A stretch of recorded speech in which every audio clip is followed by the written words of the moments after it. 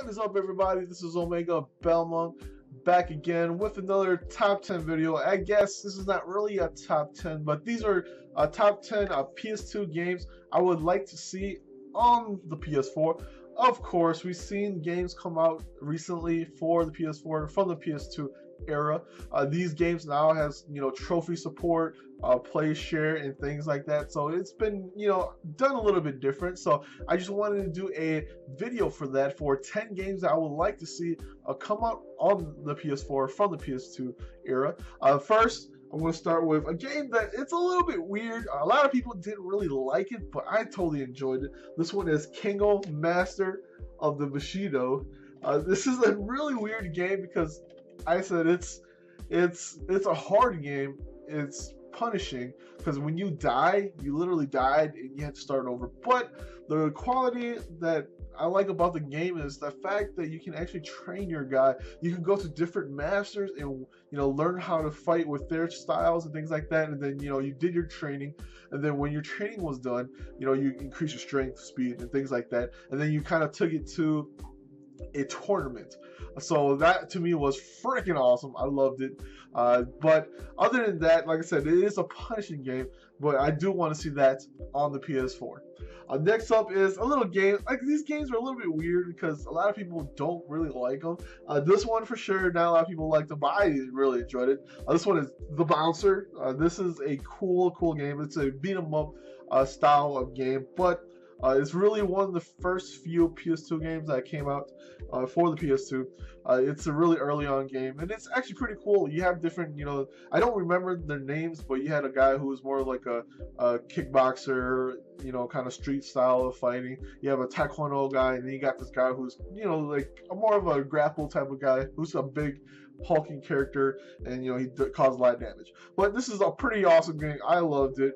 Going throughout I think I played it like 4 or 5 times over and over, because you play different characters, all the 3 characters, and then play through their storyline, and then it kind of interacts with each other. So one of the games I really enjoyed playing. Next up is a game that I know for sure probably will not come out as a PS2 a game, a PS2 classic, whatever you want to call it, for the PS4. It's a game that I think might actually be an HD, remake, or whatever you want to call it, because it's from Square Enix.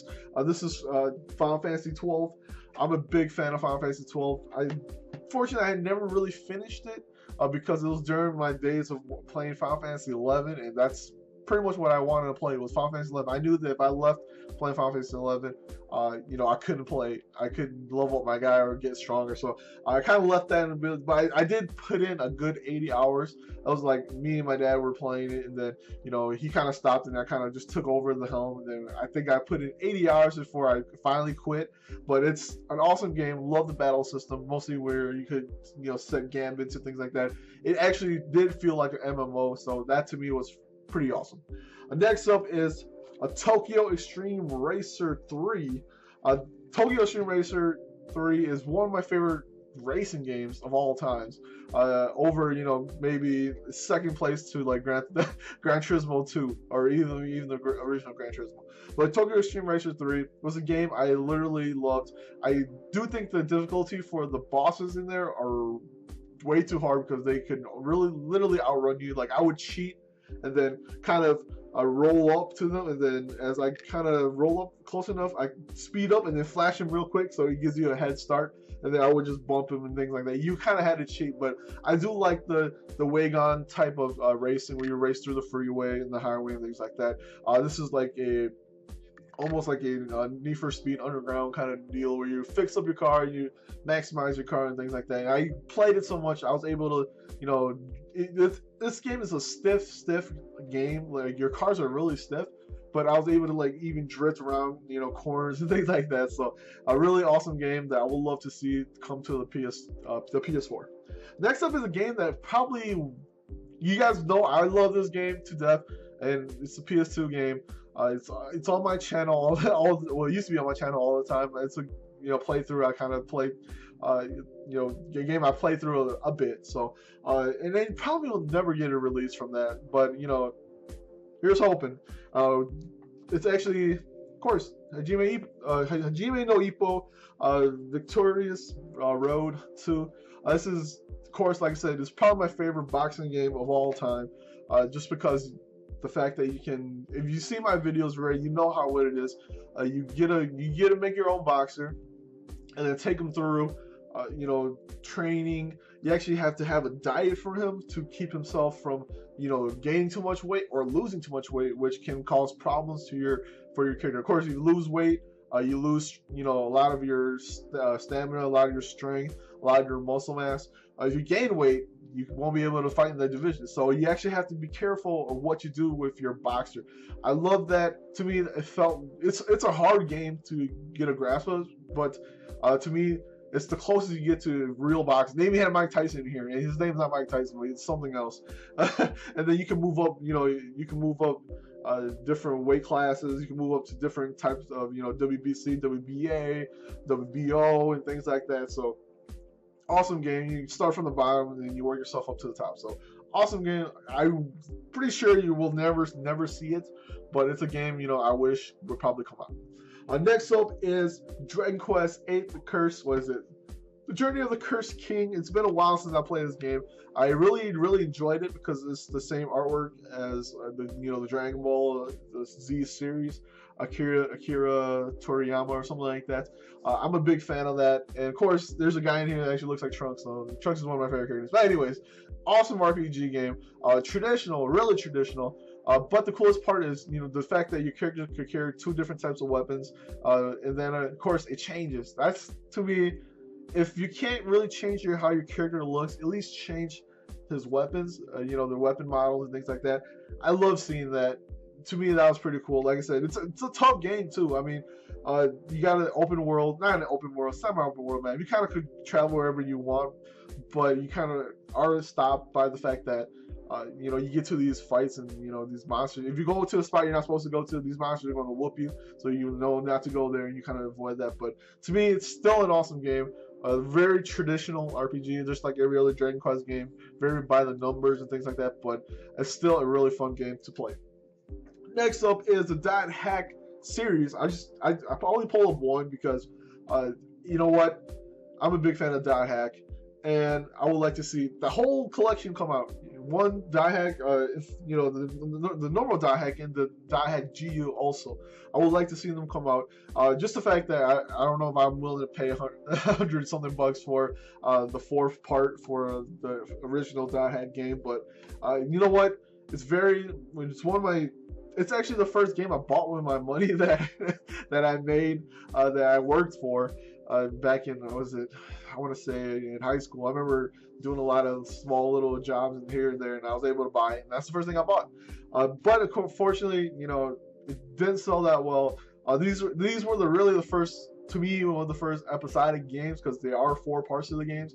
They're about 20-25 hours. I think I put in about almost close to 40 hours on each game, because you finish the game in about 15, but the other 15 or so hours you kind of just did a bunch of little side quests, and I try to maximize my characters before going up to the next part. So awesome game. MMO world. It made you actually felt like you were in an MMO world, because you had these characters running in and out of the game. You could trade with different characters, and then each character had their own type of weapons and things like that.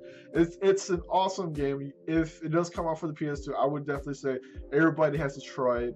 And hopefully we do get a new Dot Hack game, but if not, I would like to see a new the Dot Hack being remastered, not remastered, but being put out on the PS4 as the PS2 classic.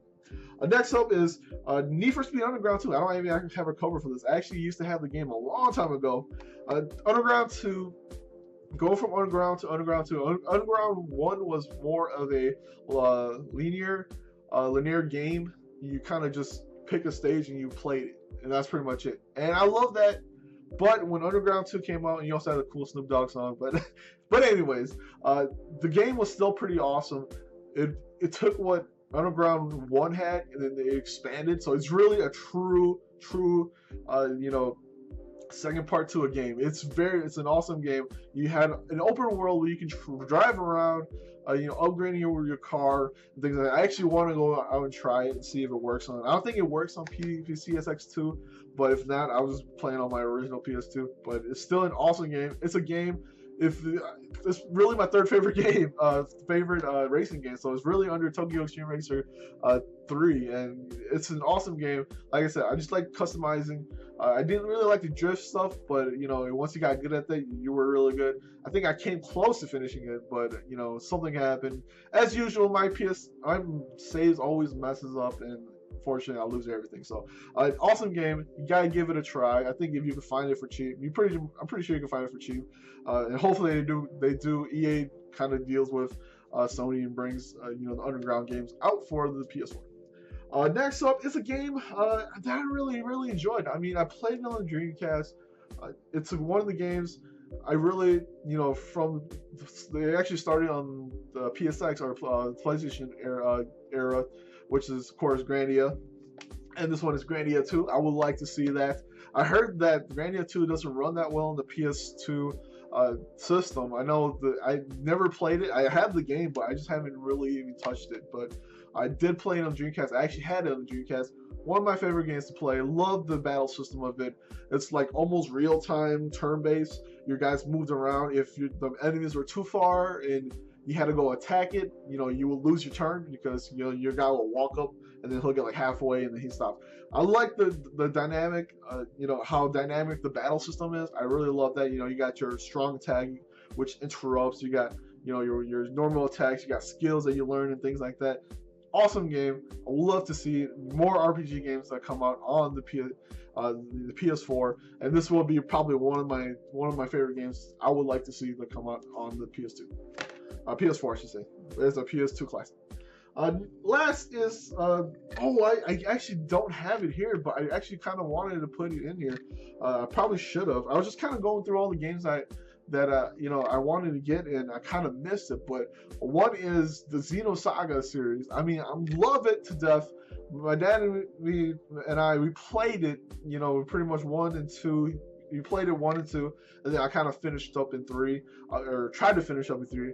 Again, as usual, I get to the last ending, and then I stop playing, and then I lose my save file. And that's what happens. I am not destined to finish any games because that's usually what happens to me. But that's unfortunate. But I would like to actually see them come out on the PS4. Awesome games. It's like a Metal Gear Solid type of game. It's an RPG game with Metal Gear Solid cinematics, and these cinematics were long.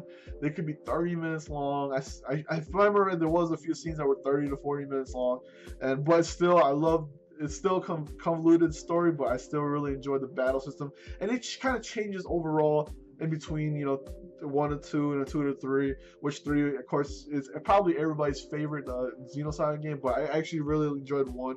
Just like everybody else, 1 is good, 2 is and then 3 is great. So I think everybody kind of goes on with that too, and I believe it's true. But I totally forgot to add that one in there. I missed that. I am sorry about that. Last is the Onimusha series. I don't have a cover for this one. It's actually Onimusha 3, but anything to do with the Onimusha series, I love. First of all, samurais, check. Demons, check. Awesome weapons, check. Awesome powers, check. It's all you have to say for me is samurai. That's it. And I'm like, I love it. But you know what? I'm a big fan of the Onimusha series. Mostly 2 and 3. Dawn of the Dreams is, I guess it's okay. It looks you were a little bit more OP in that game, but and then 1 is really Samanosuke. He was an awesome character, which is awesome to see him in 3 also. But like I said, 2 and 3 was where 2 is where I started, so I never really played 1 until I actually bought it a few years back. I only played a little bit of it, so I didn't get a chance to play all of it. But 2 and 3 I beat. 3 I liked it. I just didn't like the fact that you played as the French guy, which uses the gun and the whip. I didn't like that, but whatever. You get what you dealt with. But anyways, I love that game to death. One of my favorite games. Action is cool. Tank controls, yeah, it does have tank controls. You kind of have to, walk around and then move forward. It's hard to play, but at the same time, it's still a great franchise. So hopefully, we do see it come out. Hopefully, in this era of game generations. But if not, bring it out on the PS2 classics on the PS4. I would like to see that. But anyways, hopefully you guys enjoyed the video here. Hopefully you guys, I want to see everybody's, games that they want to see come out as a PS2 classic. Unfortunately, they are probably going to be priced at $9.99 to $14.99, but that's okay. I'll buy them anyways. And of course, what's that called again? Dark Cloud 2 is actually coming out for in next week for the PS4 as a PS2 classic with trophies and things like that. I keep thinking it's Dark Chronicles in, I think, Europe or something, or in Japan it's called something like that, but for us it's called Dark Cloud 2. So but it's coming out next week. Archer Ladder was actually in my 10 games I really want to see on the PS4, but it just actually recently came out, and I actually did a gameplay video for that, so check that out.